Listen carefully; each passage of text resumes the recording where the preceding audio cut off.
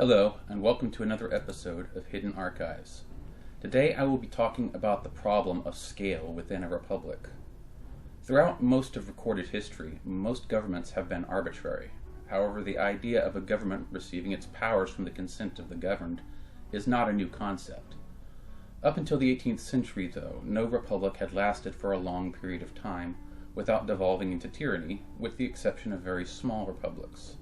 For this reason, the Baron de Montesquieu wrote in his book The Spirit of the Laws that it is natural for a republic to have only a small territory, otherwise it cannot long subsist. In an extensive republic there are men of large fortunes, and consequently of less moderation. There are trusts too considerable to be placed in any single subject. He has interests of his own.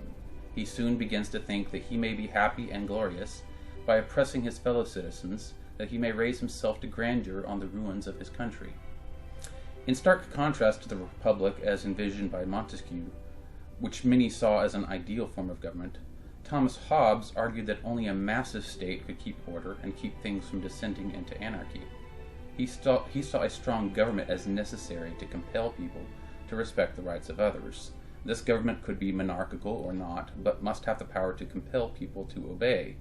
He wrote, "Government is necessary not because man is naturally bad, but because man is by nature more individualistic than social." Many of the Founding Fathers initially agreed with Montesquieu's assessment that republics needed to be small to be functional.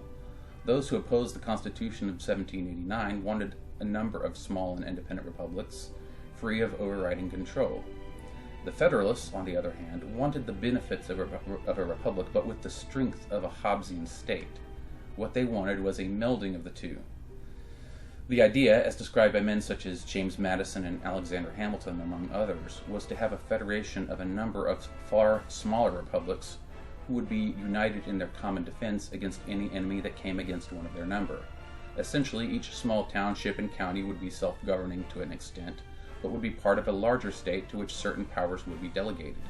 These states would then delegate certain enumerated powers to the larger federal government, primarily providing for the common defense as well as some infrastructure and the like. Madison wrote of this type of federal government in Federalist 45. The powers delegated by the proposed Constitution to the federal government are few and defined. These will be exercised principally on external aspects, as war, peace, negotiation, and foreign commerce. Of course, over time, the state grew far larger than the Founding Fathers likely imagined it would.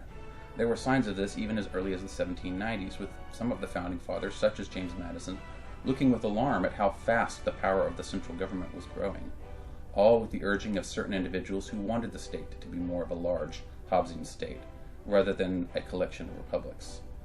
The level of representation within the central government has also rapidly changed over the history of the country.